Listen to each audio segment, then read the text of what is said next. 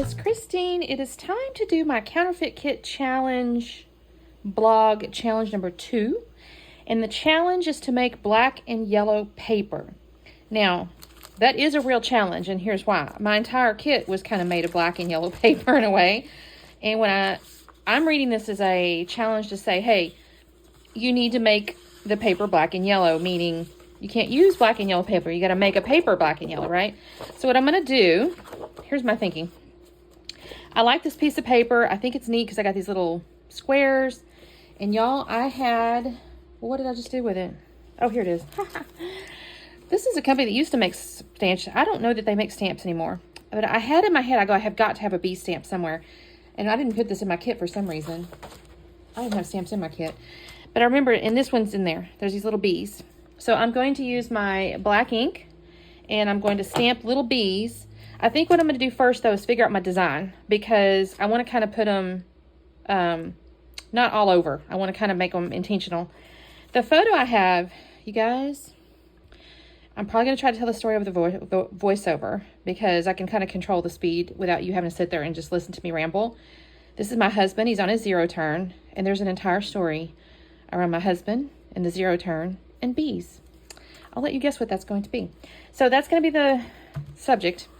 I think what I'm going to do too, so I have these papers here. I have this paper with all these bees on it. I'm hoping I can figure something out with that. And then I also have these little pieces here, which are little bees and little honeycombs. I want to make a shaker pocket.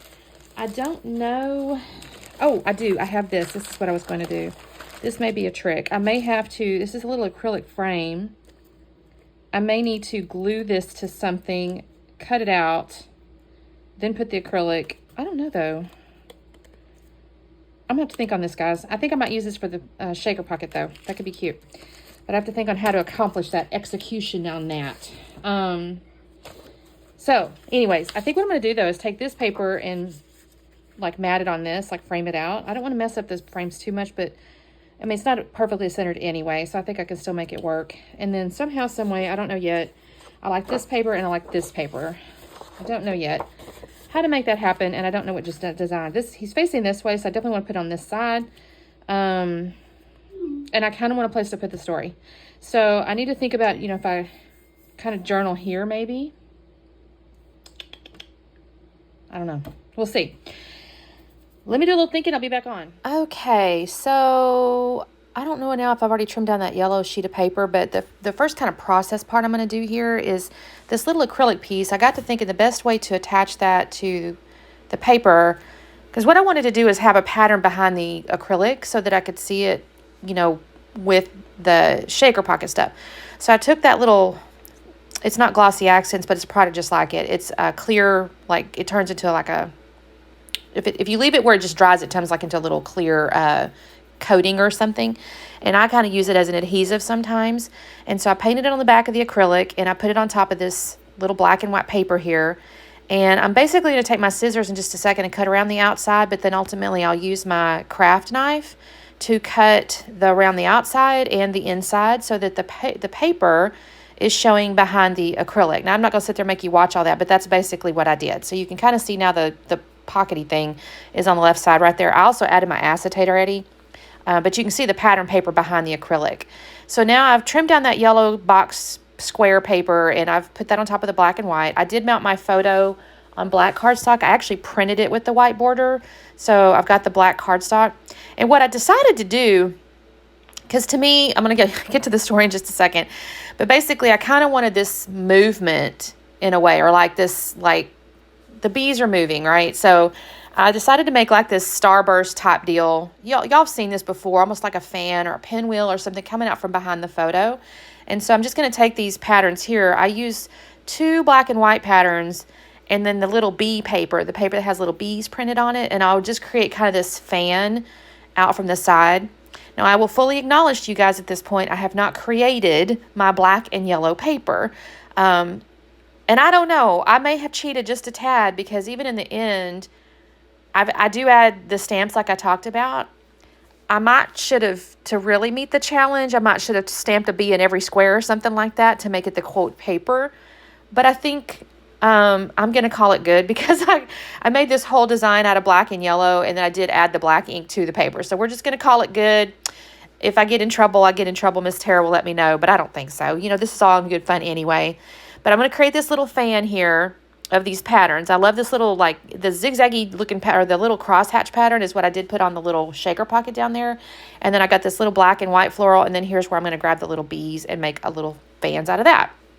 Now, let me get to the story, because you can kind of see what I'm doing here. We've moved down here. We're on this land, and of course it's 8.5 acres, and my husband was so excited. We have a tractor, and we have the zero turn, and his favorite is the zero turn. He gets on that thing. He drives it all the time. That's his thing. So Seth does the tractor, and he does the zero turn. Now, he's managed to get it stuck a couple times, but we won't go into that. This particular day, he's just, zooming along, just mowing the lawn or the land or whatever. He doesn't do the whole 8 acres with this, but, he's kind of doing around the house. And he gets up into this area behind the backyard. This is not where he's at in this picture.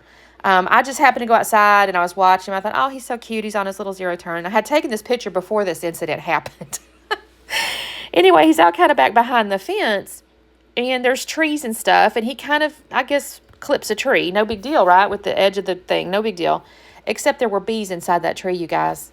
There were bees inside the tree, and they must have been a good-sized hive, because next thing I'm actually in the house painting my daughter's bathroom. Seth is outside. He's on the tractor, and he comes inside, and he goes, Greg's got attacked by bees. Greg's been attacked by bees. And I'm like, what? So we go to the back window, and I'm looking out the back window, and my husband, it's like a movie, y'all. It's like those movies. It's like that one with Melissa McCartney or whatever her name, McCarthy, and she's like waving her arms and saying bees, bees, only she was drunk or something. But in this case, my husband was not drunk, and there was legitimately bees. But it was exactly the same thing. And he's waving his arms. His hat's flown off. He has jumped off the zero turn. It is still running. And he's running, and they're chasing him. They chase him all the way to the front of the house. Y'all, it was funny / not funny, because he did get stung. I think it was 25 times or something like that. He's luckily not allergic. So it was more like, imagine ant bites or something, really kind of painful ant bites. It did make him a little bit sick, in the sense, like, the next day he's like, I just don't feel good. I feel off. And he definitely had stingers. Like, I pulled one out of his ear. And he had on long sleeves. I mean, he always does yard work, like in long sleeves and a hat and everything. And these darn things, I felt so bad for him. But it was also kind of funny. We did end up having to call a beekeeper. It was just outside his skill set to get rid of those things. So we did call a beekeeper, which has kind of worked in our favor anyways, because now he's going to, we got bee boxes, or we've ordered a bee box, and they're going to put one out in the back. We're going to have bees, like intentionally, not like in a tree, but like we're going to have them in bee boxes for like honey and stuff. So anyway, I decided to title this Attack of the Bees on this beautiful day. So I've got beautiful day. That came off this sticker sheet, so I was kind of proud of that. And then these little font here, I technically did not have this font in my kit, but I thought to myself, I need some black letters, and this font is just perfect. It's the Bella Boulevard Florence, and I love this font, actually. I don't even use it that much, which is kind of a shame. I do love it, and I think it's really fun and unique and perfect for this title. And actually, I got to give Ronnie some credit, because I see her do long titles all the time. She's so clever. And I thought I was being a little bit clever with my title here, Attack of the Bees on this beautiful day. Anyway, I'm going to finish up this title. I have got the shaker pocket. I don't know if I've glued it down yet, but that's where it's going to go, down there in that lower left. I'm going to, in a second, I will get my bee stamp out, and I will turn my yellow paper into black and yellow paper. I'm calling it that anyway. Let's call it that. So I'm putting my little dot down here for I did the attack. I did the exclamation point. I think that is too cute, y'all. Look at that. I will actually cut away. I'm not going to make you sit and watch me do. Oh, here's where I'm gluing the shaker pocket down. I will journal on this, believe it or not. I mean, I have to, right? The story. I don't tell this whole long story. I kind of use like, chaos ensued and stuff. So that theoretically, if somebody's looking at this and we go, what's the story? We'll remember the story because of the keywords, I guess. Because the story itself is kind of long, obviously. So here's my little bee stamp. Is this not the cutest, you guys? This is so cute. So I'm going to add these bees up here in this top left corner, and this is me making my paper black and yellow. But I think this is adorable. I really do think this is adorable. I'm pleased with this layout. It's the perfect paper, for my story. This was the perfect collection, perfect counterfeit kit, and I was so excited that this was our theme this month, because I definitely had a story to go with it. I'm looking at those other things that I had pulled out of my scrapbook I was cleaning out, and I go, there's some more stuff. I need to do some more. I'll probably do something with the house or something like this is our hive or something like that for another layout. But I wanted to for sure get this layout done with this kit.